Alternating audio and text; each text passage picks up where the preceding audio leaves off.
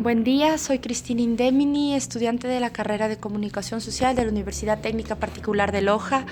Me encuentro realizando una entrevista al padre Juan Botazo Boetti. Esta temática es para la materia de medios impresos. Para la entrevista, la temática es el futuro de los medios impresos en el Ecuador. Padre Juan, buenos días, muchas gracias por su tiempo. Las preguntas referente al tema. Una de las primeras es, me encantaría saber en qué año llegó al país y si recuerda en ese entonces cómo funcionaban los medios impresos. Bien, yo llegué en 59, son 58 años que vine a este país, pero yo en aquel entonces era muy joven, no tuve enseguida mucho contacto ni poco con los medios impresos, tanto más que yo a los pocos tiempos fui enviado a Colombia para terminar los estudios. Yo iba y volvía en vacaciones, pero fueron 4 años en que tuve un contacto muy esporádico, así que no puedo decir una opinión sobre el número de medios de comunicación, etc. No recuerdo. Inmediatamente después fui al Oriente. El Oriente en aquel entonces era súper aislado, no llegaba absolutamente Nada de ningún información. medio escrito, ¿no? Yo la radio no la escuchaba, era una vida que ahora no se imagina el Ecuador, digo, el Oriente ecuatoriano era muy aislado. Yo empecé a tener un contacto, me fui frente con los medios, es decir, me interesaron, más tarde, ¿no? Pero por unos cuantos años al comienzo, francamente, no sé decir cuál era la situación. Perfecto. Y cuando el contacto empezó, ¿cómo empezó? ¿En qué área? ¿Dentro de qué empresa? ¿Editoriales Aviala? ¿O No, Don antes de Bosco? Aviala, yo estaba todavía en el Oriente, en Méndez, pero recuerdo que cuando llegaba, que llegaba de vez en cuando, llegaba el comercio. Entonces a veces me enteraba un poco, pero eran relaciones, digamos, muy esporádicas, porque no es que todos los días llegaba el periódico, a veces llegaba la avioneta o llegaba el correo con unas mulas y traía uno que otro periódico. Ok. Yo empecé a tener un contacto mucho más regular y de interés cuando en el 71 vine a Quito, estuve 3 años trabajando en la Facultad de Teología con la Universidad Católica, y en aquel entonces yo estaba muy metido en contacto con los jóvenes, con todo el movimiento que había entonces, el lenguaje revolucionario que se manejaba entonces. Entonces allí fue cuando empecé a tener más contacto, a informarme mucho más, entonces me interesaba leer el periódico y escuchar noticias.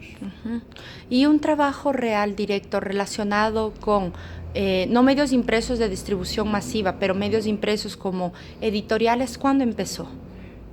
Empezó en el 75, cuando por mi trabajo con la población usuaria sentí la necesidad de investigar más su cultura, su manera de ser, y empecé a hacerlos tanto en el Oriente, y el producto de esto fueron unos libritos que yo empecé a publicar con el título La serie de Mundo Suar, y allí eso me puso en contacto entonces con investigadores o antropólogos. Cuando salía a Quito traía mis publicaciones, hablaba con gente entendida, por ejemplo, con el fundador del Museo del Banco Central de entonces, Hernán Crespo, iba a veces a Guayaquil, hablaba con Olaf Holm, que era el director del museo de allá, y empezó mi contacto con los antropólogos. Esos cuadernitos que se publicaban de una forma sumamente sencilla, después fueron creciendo en número, empezaron a publicar obras también de otros investigadores antropólogos. En el 83 nació Aviala, que es una editorial Sí. que ahora es bastante difundida y conocida, y allí sí me metí un poco de lleno, ya tuve mucho más contacto con la Cámara del Libro, con las ferias del libro, con el exterior, empezamos a viajar, a tomar parte en congresos, en ferias del libro, en México, en La Habana, en Bogotá, en Buenos Aires, y empezó a hacerse conocer nuestra iniciativa. Allí sí puedo decir que casi me convertí mi actividad en la exclusiva dedicada a las publicaciones. Hasta que en el 94 empecé a trabajar con la fundación de la universidad y tuve que dejar eso un poco a un lado, delegar, porque tenía mucho más trabajó en organizar la Universidad Salesiana que estaba comenzando, ¿no? Claro. Allí estuve de lleno por algunos años, pero nunca descuidé mi contacto con la prensa, con la imprenta, con los libros, con la difusión y el contacto con los autores que eran de muchos países. Por supuesto, bueno, la trayectoria es increíble. Y en relación a esto, en relación a los medios impresos, una pregunta que me parece súper importante, Padre Juan, ¿consideras que es confiable los medios impresos en la actualidad? Los medios de mayor distribución, me refiero a los periódicos de mayor circulación del país, ¿son confiables su información? ¿Hacen un buen análisis? ¿Hacen un buen trabajo? No lo hacen, se han tornado en medios amarillistas. Desde mi perspectiva, muchos de ellos han hecho un análisis de publicaciones bastante violentas. Cada vez en la prensa se escucha mucho menos análisis investigativo y mucho más análisis de crónica roja. Desde mi perspectiva, eso es lo que yo opino. ¿Cuál es tu opinión?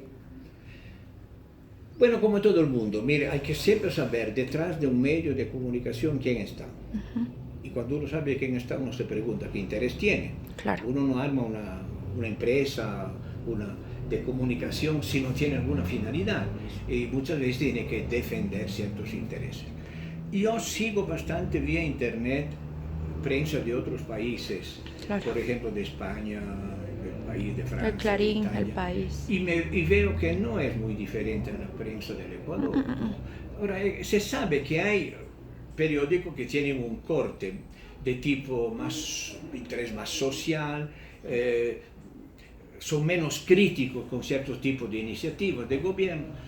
Otros tienen otro enfoque. Aquí en el Ecuador es clarísimo, vemos, no sé, el comercio, aunque ahora cambia un poco de orientación. Sí. El Universo, que, en fin, tiene todavía, el Expreso, en fin, tienen una cierta orientación. Si uno ve el Telégrafo, ve clarísimamente que hay otra orientación. Claro. Ahora, al igual que el Extra. Bueno, el Extra ya dejémoslo a un lado, es solamente sensacionalista. Sí. Pero digamos, el Telégrafo, por ejemplo, es un instrumento de propaganda del gobierno, entonces hay que saberlo. Entonces uno puede leerlo o no leerlo. Lo asume como tal. Pero sabe que es una de propaganda. Los otros tienen sus orientaciones.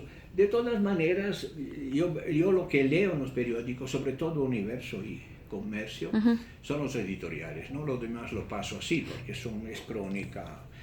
En cambio, los editoriales, yo veo, también comparado con periódicos de otros países que el Ecuador, esos periódicos tienen editorialistas bastante buenos, especialmente en el campo económico. Hay buenos análisis, ¿no?